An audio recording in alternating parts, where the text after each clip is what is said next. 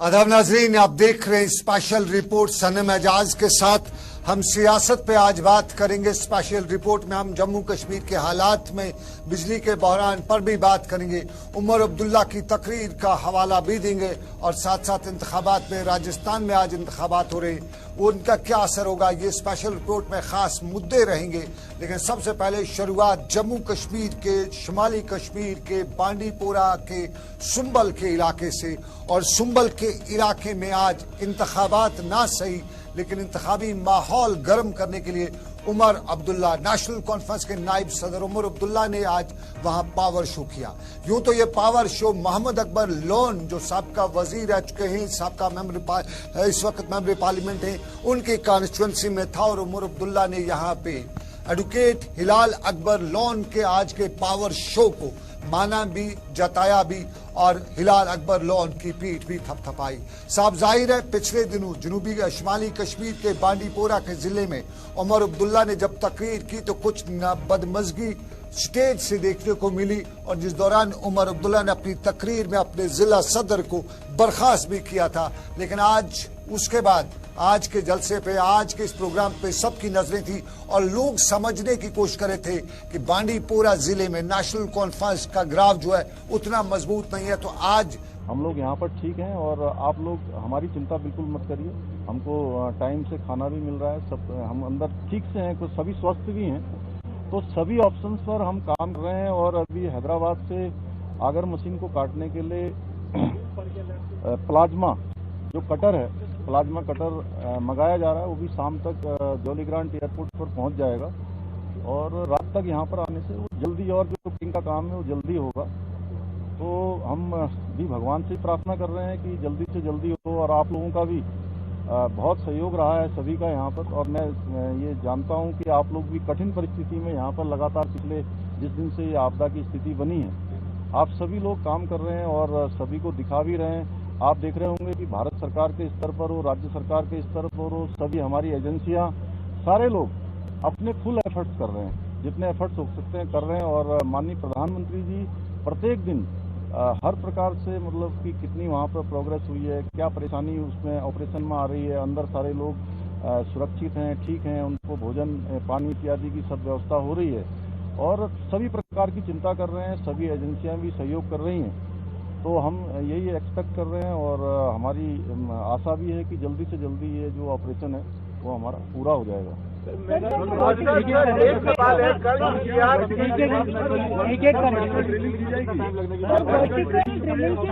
को भी आज हम लोगों ने ऊपर की तरफ जाते हुए देखा। नहीं, मैंने कहा कि आपको मैंने बोला कि पांचों जो ऑप्शन है, जितने भी ऑप्शन है, जितने भी हमारे पास रास्ते हो सकते हैं उन तक पहुंचने के, उनको बाहर निकालने के, उन सभी पर काम होगा, एक साथ काम होगा। अरे भाई एक मिनट रुकिए, मैं बताता हूँ। देखिए ऐसा में, अरे भाई मैं आप लोगों के हाथ जोड़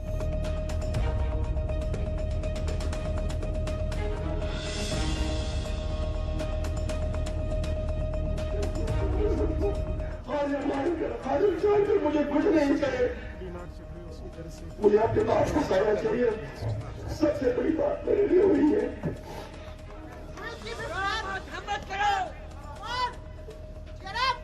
आज नहीं हो यहाँ पे, लेकिन आप लोगों को पता है अशोक भाई जिस और हिलाल अकबर लोन ने जब अपनी तकरीर की तो उन्होंने बांडीपोरा की आवाम का शुक्रिया, सुंबल की आवाम का शुक्रिया अदा किया। लेकिन उमर अब्दुल्ला की तकरीर में जम्मू कश्मीर के हालात थे, जम्मू कश्मीर की सियासत थी, राजभवन की तरफ इशारा था, दिल्ली को तनकीद का निशाना बनाना था और जम्मू कश्मीर की पावर क्राइसिस पर भी उमर अब्दुल्ला बोल रहे थे। पावर क्राइसिस या कश्मीर में बिजली की बात बताते हुए उमर अब्दुल्ला बोल गए कि कहाँ है बिजली और क्यों नहीं है बिजली। और ये भी बता डाला कि राजभवन में सब कुछ ठीक ठाक है, वहां तो कोई परेशानी नहीं है, परेशानी आवाम को झेलनी पड़ रही है और आवाम की परेशानी राजभवन कहां समझ रहा है। ये उमर अब्दुल्ला के अल्फाज थे, उन्हीं के अल्फाज सुनिएगा। और उसके बाद सिक्योरिटी पर भी उन्होंने मीडिया से बात की। लेकिन पहले राजभवन से लेके पावर क्राइसिस की बात।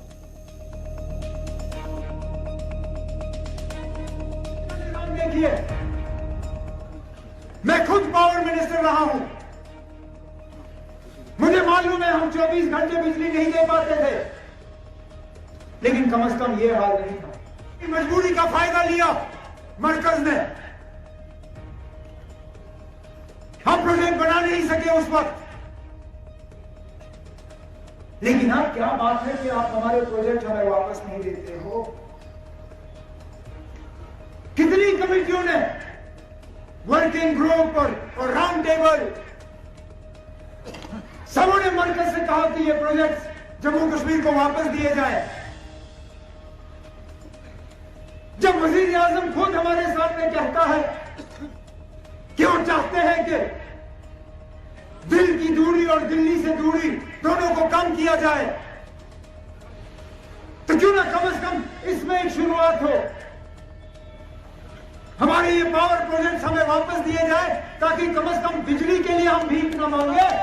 और गवर्नर साहब तब तक कम से कम बिजली का इंतजाम करिए। आप तो जगह जगह डबल इंजन करते हो, यहां तो हमें सिंगल इंजन नजर नहीं आता। जब राजभवन को कुछ खरीदना होता है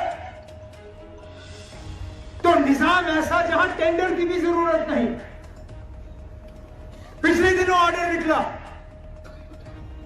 कि गवर्नर साहब के ऐश व आराम में कोई रुकावट नहीं आनी चाहिए। गवर्नर साहब के पसंद की चीजें फौरी तौर खरीदी जानी चाहिए, इसमें कोई टेंडर नहीं होगा।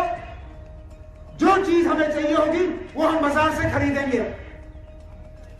लेकिन जब बिजली की बात आती है तो कमेटी बनती है। गवर्नर साहब कहते हैं कि मैंने कमेटी तश्कील की, अब कमेटी फैसला करेगा बिजली का क्या करना है। अरे क्या करना है ना, आपने बिजली खरीदनी है, बिजली खरीद के आपने यहां के लोगों को फराहम करनी है। क्या निजाम देखिए, मैं खुद पावर मिनिस्टर रहा हूं, मुझे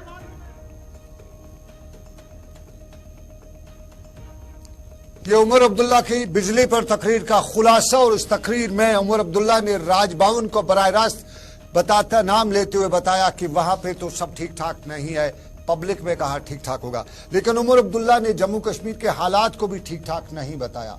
राजौरी के वाक़ात, गडूल कोकरनाग के वाक़ात और कई और वाक़ात का तज़किरा करते हुए बताया कि एक तरफ दिल्ली से लेकर जम्मू कश्मीर और बीजेपी से लेकर मरकजी सरकार जम्मू कश्मीर में हालात की बात करती है, तो हालात कहाँ ठीक है। राजौरी में तो कल ही जो बड़ा वाक़ा है वो खुद हालात की बयानी करता है। गडूल में जो कुछ भी हुआ वो खुद बताता है कि यहाँ किस तरह के हालात हैं। और इन हालात के दावा करने वालों को यह समझना चाहिए कि हम जो बताते हैं वो जमीनी हकायक नहीं है। सुनिएगा उमर अब्दुल्ला को। लोन साहब का इन्फ्लुएंस है और आगे भी रहेगा, लेकिन ये भी दुरुस्त है कि उनकी तबीयत कुछ ठीक नहीं रहती इन दिनों। और जाहिर सी बात है कि आने वाला जो अगले साल पार्लियामेंट इलेक्शन होगा उसमें अकबर लोन साहब खुद नेशनल कॉन्फ्रेंस के तरफ से कैंडिडेट नहीं रह पाएंगे, इस बात के बावजूद कि हम चाहेंगे कि वो रहे।